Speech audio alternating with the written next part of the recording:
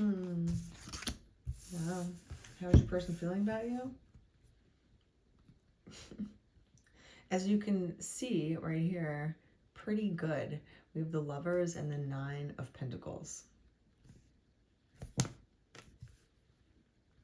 Look at that. Someone that is on your mind is also kind of returning the feeling. There is some sort of reciprocal match between you two. And there's a lot to build upon between you two. There's a lot of potential, let's say. There's a lot of potential between you two to build on something, right? You're standing on some kind of seashell and you're looking out into the horizon, but see how there's 3 people here? I'll just be wary. I also just saw 1:11 on the clock. There might be 3 entities in this situation. Just be wary of that.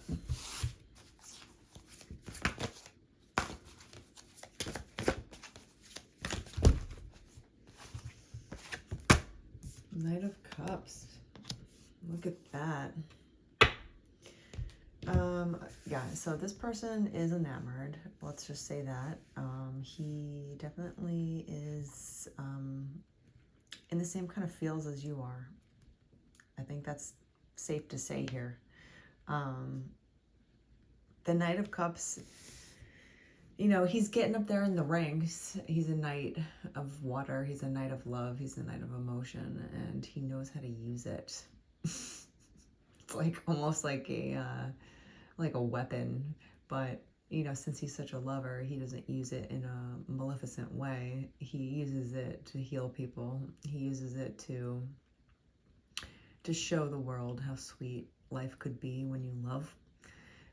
This is a male energy that's very in tune with his female side, in the sense that his feminine side, let's say, you know, of just feeling, loving, you know, being spiritually connected to somebody. It means like being very deep, you know, his heart runs very deep. You know, his heart is a whole galaxy in itself, and he likes to share his knowledge. You know, he has a rose right on his cheek. He's very outward in his love. He could be very pretty. He's just someone that is knowledgeable. You know, the knight, a knight is a knowledgeable person. He's upstanding. People look to him for assistance, right? If you meet a knight, especially a knight of love, you're like, wait, you know, like, could you show me how that works again? You know, it's just like, wait, I thought this was dead. I thought love was dead, or I thought romance was dead, you know? And he's like, au contraire, you know? And he kind of shows you that romance is definitely not dead. It's just the people that you find could be dead ends. You have to look at people as their own galaxies. When you meet them, you have no idea what you're getting yourself into. You know, you kind of have to plunge into their mind and their heart in order to kind of really see what's going on in their solar system. You know, is it rocky and crazy? Is it windy? Is it calm and silent? Is there a lot of love? Is there a lot of colors? You know, this person knows how to do that with other people, and so he's very confident in knowing who's worth investing in. But you also have to do that too. If you feel like romance is dead, you have to question the people that you're looking into, because as this guy likes to point out, he's not like every regular. Okay, like he's not just in it for a little short-term fling. He wants to really share the power of love. He's all about the power of it, and there's a huge healing serenity that comes from love, just pure-hearted love, no strings attached, no motives, just for the sake of being kind. You know, that's the kind of energy that this man emulates. So for him to be looking at you to invest, to want to invest with the Lovers, there's a lot of like meeting your match kind of feeling energy here. I feel different with you, that's what I hear. The Hermit. We just had the Hermit pop out. So there's a lot of hermetic energy of just kind of searching within himself if this is correct. Am I feeling what I am? Am I thinking what correctly? Is this real?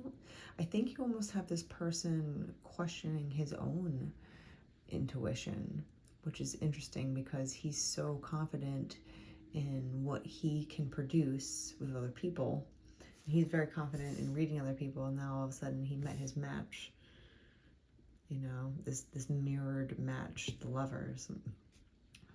And you kind of flip his world upside down in a sense of being like, whoa, wait, you're making the Knight of Cups have some feels that he wasn't expecting. You know, it's kind of like when you play chess with a master and you're a beginner, and the master obviously doesn't think that you're gonna win. You know, like he's just gonna play around with you for a while on the board, you know, and help you out. But for some reason you find some weird loophole in the game, and you wind up winning against this master almost by mistake, because you don't know what's really going on, and you surprise the master because they weren't expecting you to do anything. You know, like they're like, oh, I got this, you know, this is another little rabbit, you know, that I'm playing with. And it's like, no, all of a sudden you're checkmated, and they're like, oh, wait, what? You did that to me? Get out of here.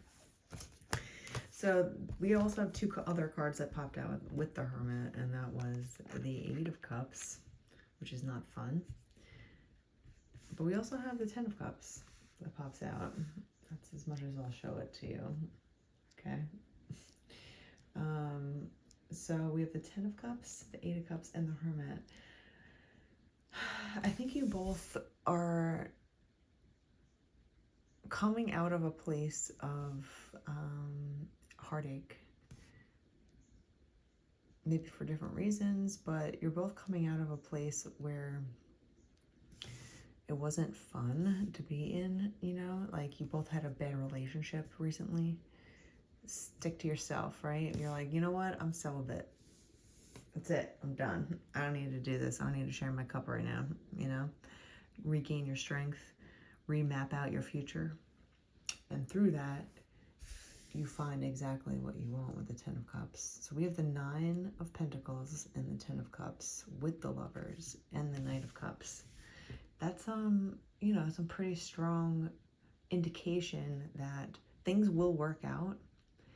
You know, this dark, desolate time is over for you both, and you don't need to be so to yourself anymore. You know, when you find someone that you want to invest in, time is of the essence. Timing is also very important. You know, with two people, you never know what's going on with either one.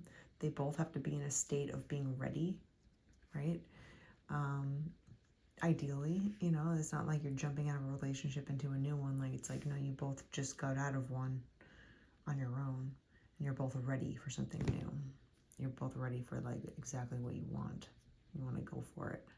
Ten of Cups kind of energy. It's like, yeah, I want it all now. Like, I lost a lot, and I know what I want. I'm willing to go after it, or at least search for it. You have to know what you want in order to go find it. You know, if you don't even know what you want out of a relationship, how are you going to find it? By haphazardly bumping into it and then realizing after the fact that you want it? It's kind of giving me that energy of like, knowing exactly what you want is a good thing, like, but also not to be too rigid in who you want either, because if you have this mold of a human being that might not exist, and you're too rigid about it, you're never going to find someone. You have to be able to be flexible with who you're working with, but have the same kind of core needs at a relationship, like they have to be kind, or I have to trust them, you know, stuff like that. Not like, oh, he has to look this certain way or make this certain amount of money or blah blah blah blah blah. You know what I mean? Let it yourself be open to who your heart calls in, but know exactly what you want out of a relationship already. So when the person comes, they ring the bell of like, ding, ding, ding, this is it. Like, this is the type of person that I want to at least try to invest in. You have to define that for yourself. Sometimes it takes a lot of mistakes. You know, sometimes you can learn through your mistakes by being like, I'm never going to do that again. Or I'm never going to date that kind of person ever again. Or if a person ever says that to me ever again, I'm just going to cut and run immediately. You know? So, then we have the moon. Okay. Lots of holding in. This person has not said a word. Whoa, whoa, whoa, whoa, whoa. Okay. We have the Ace of Swords. Here's the Nine of Swords. And Judgment.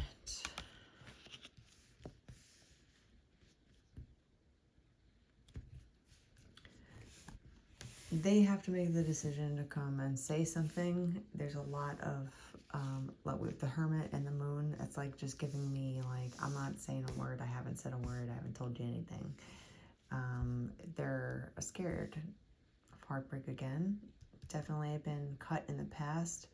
Don't want that to happen again. Who does? Especially when you're going back into a relationship after something that you came out of, that you finally are like, okay, I think I got over this bad relationship. And now all of a sudden you meet someone and they're like giving you the feelings that you once felt, you know, once again, and then you get scared.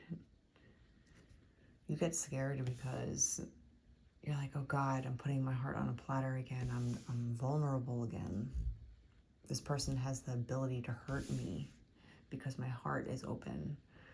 This is where you decide if it's worth it.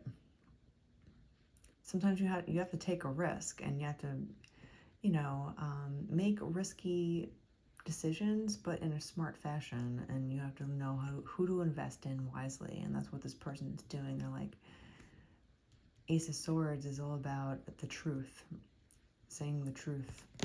So I think this person is going to say something to you. They're going to explain, you know, that their heart is a little bit shaky at the moment.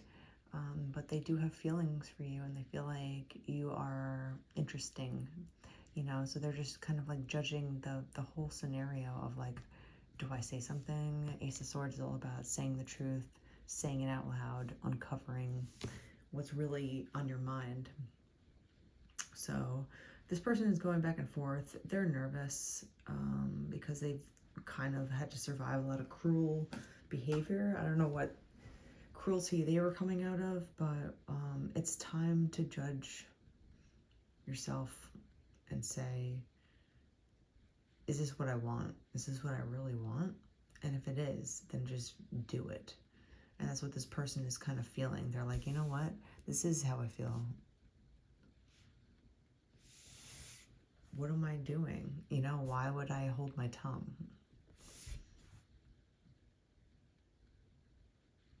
So they're kind of like really thinking about this. They're like, do I say this? Do I not say this? Like, if I don't say this, I'm just being a scaredy cat. I'm just being scared of life, you know? So they're kind of just being like, well, going back and forth, like, you know what? I'm going to do it. I want to gain what I want out of life, and that's some love. So there's a new truth here. Someone has yet to uncover their feelings for you. They will say something to you, I feel like, where they're just kind of going through the motions of judging themselves over not being able to, or being scared to, and trying to figure out why they're scared. So they might be judging you too, like, can this person hurt me? Is she the type of person that will hurt my feelings, hurt me. If I give her my heart, will she take care of it? You know? So that's kind of cute energy, though. I'll leave it there.